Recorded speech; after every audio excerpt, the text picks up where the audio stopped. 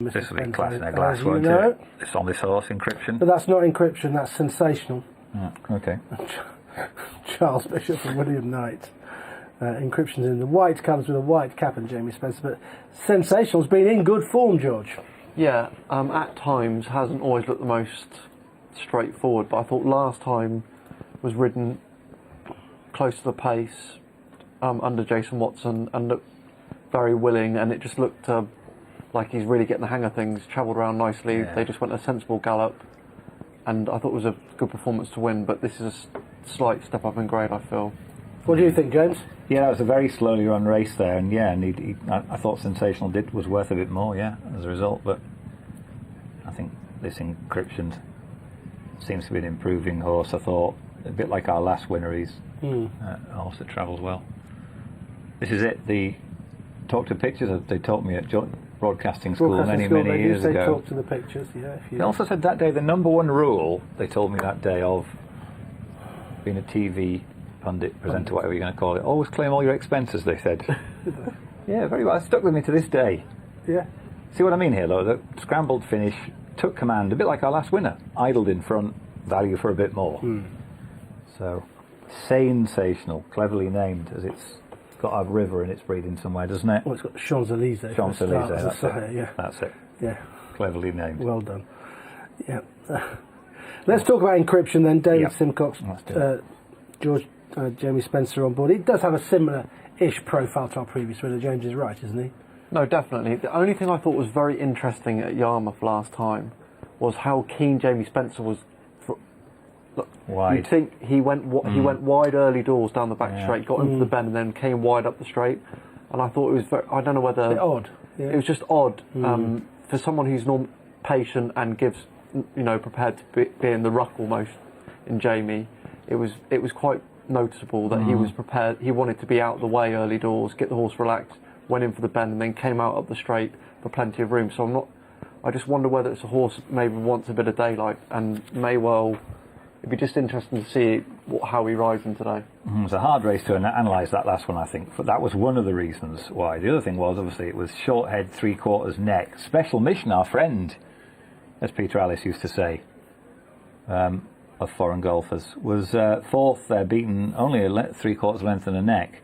And the second and third horses, Potter's Jane Lady and Go Fox, both finished with a rattle, and there wasn't much left at the line. But was it just a case of the horse that was used to win the race, and then it got a little bit desperate close home? And today at Kempton, which is it's a track where you can take your time a bit longer, isn't it, on this type of horse? You can hopefully the race will be nice wide open space. It's not the short stretch of the 1 mile run. 1 mile quarter run, is it? It's the big expansive outside. You've got the long straight, haven't you? You've got time to make it. So given what happened to Encryption at Yarmouth and given how he's ridden, what's Jamie going to do here, do you think? Is it a case of the horse doesn't want to be crowded or doesn't want to be in a we'll see. I mean, I just thought it was interesting when I was watching the replay again how noticeable a move it was from Jamie to go he was on the inside rail early doors to go out wide, and he was sort of 5 or 6 wide down the back. He's trapped one here though, he won't be able to do that, will he? No. So it'd be interesting. It will be interesting, you're right, yeah. How he plays it, and obviously stepping up in trip. And the one thing is, when you look through it, there's not a noticeable amount of pace really. So I don't know whether he can afford to be playing, whatever you want to say it, riding. Go forward and make the running? I'd just be interested to see how he plays it, because I just thought there's definitely a chance for someone to make a name for themselves and roll along in front, because I don't think they're going to take it on too much. Yeah, okay. Just a quick word about Cry Wolf, if we could, because there's been a bit of support for Alexandra Dunn's horse, who's got a pretty good all-weather record. This is a horse who's isn't as obviously progressive as the other two in front in the market, Sensational and Encryption. But yeah, he's definitely got some decent figures, and there is plenty of support for him. Benji Sensational is his tip at 8-1 when he sent the 8-1. Really? 3-1 on that caption, Benji. Anyway, I'll believe you. 5-2 Encryption, 3-1 Sensational, Cry Wolf 4-1, and 7's Fitzwilly, Big Drifter, 8-1 Sassy. Tin Fandango 10s from 25s. That's Mark Usher and Kieran O'Neill. Peace's first time, Kieran O'Neill first time. Yeah. Yeah, 12.5s on the exchanges. Okay, not too long until I send them on the way for this 2 mile event. Looks like we've got 3 to go, with one being a little bit difficult over on the far side. Sassy's still got to go in. I think that's Azari. Is it Azari? No. Still 7. That's Sassy. That's Sassy in. Okay, let's go to Anthony then for this 2 mile event. What is Jamie Spencer going to do on Encryption? Cheers, Angus.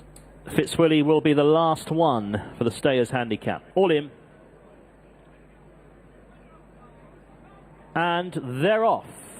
Jumped away over 2 miles for this 100% profit boost at 32redsport.com handicap.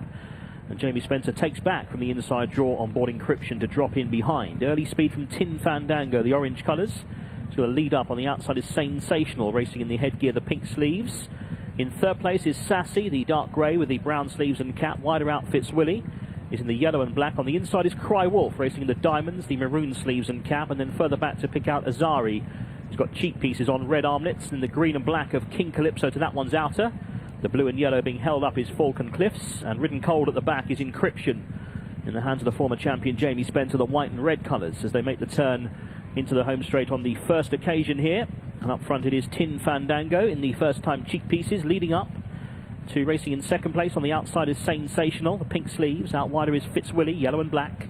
Then comes Sassy and Luke Morris, the brown sleeves and cap. On the inside is Cry Wolf under Richard Kingscote. Then the green colours on the outside, that's King Calypso with the white face. The cheek pieces of Azari is alongside for George Wood, looking for a double. Further back to find Falcon Cliffs and Poppy Bridgewater in the blue and yellow. And still at the back is Encryption, giving them all a start.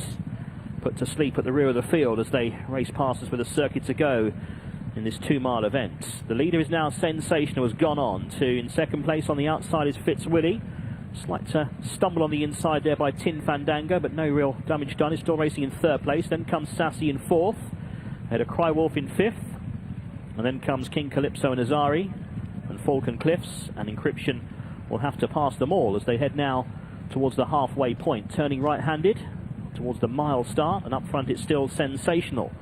A winner last time. In the hands of Charlie Bishop, leads by 2.5 lengths. Fitzwilly now going off in chase in second for Franny Norton in the yellow and black, with racing in third place. That's Tin Fandango, the orange colours, ahead of Sassy in fourth. In fifth is Cry Wolf, and then comes King Calypso. Up on the outside, the 4-time course winner from Azari and George Wood, and then comes Falcon Cliffs in the blue and yellow.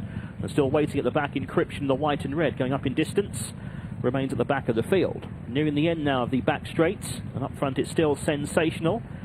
Still leading by about a length to Fitzwilly up on the outer in second. Racing in third still is Tin Fandango. Not much change in the order so far. Sassy in fourth place, and then comes King Calypso and Azari as they make the turn towards the home straight. Still Sensational leading to Fitzwilly in second. Third place for Tin Fandango. Sassy in fourth. Cry Wolf just shaken up in fifth. On the outside that is King Calypso from Azari, then Falcon Cliffs, the yellow cap, and still last the white cap of Encryption. Around the home turn, Sensational trying to wind it up in front here for Charlie Bishop. Fitzwilly just shaken up now in second on the outside of Tin Fandango.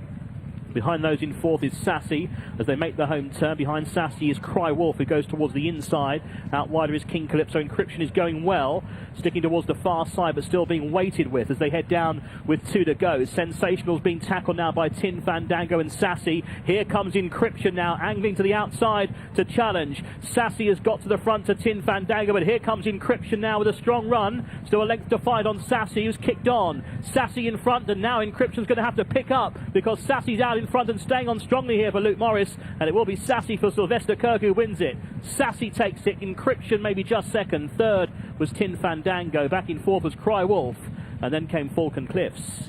Until you get the numbers, then I'll tell you. An interesting race. Sassy's won for Sylvester Kirk and Luke Morris. It looked all the way up the straight as if Encryption was going to win, but he didn't find as much, George, as he looked like he was going to. No, he's given a very confident ride, and I think it's noticeable again. We said it at the start how Jamie Spencer, whether I don't know he doesn't like horse around him or how it works, but it was interesting that he took back and off the rail not to get crowded early doors, but he rode it with the utmost confidence. And when he sort of had to switch at the intersection to get room and just interfered with the horse in green there. and I think that was probably the race got away from him. Then he just sort of Yeah. had. You always felt like he was going to get there, and then come following half from home, it was fairly apparent that he wasn't going to get there. Because he made smooth. What you're saying is he was making smooth progress, and then having to have that Switch a out, little it switch just- and check. So Just not the momentum. Yeah, exactly, yeah, without doubt. One of the things about these rides is, though, this is my point. I'm sorry if it's boring for people that are just visual learners, but there is actually a right answer. It's like people say, well, you can't tell this. There is a right answer as to what makes a good ride and what doesn't, and that is the pace. If you hold a horse up and you are running like 100% speed, you are given. It doesn't matter where your position. It's the horse couldn't have run any faster. If you know, if a horse has run second, and at every point in the race it's run at the same speed, you know by definition it couldn't have gone any faster. Whereas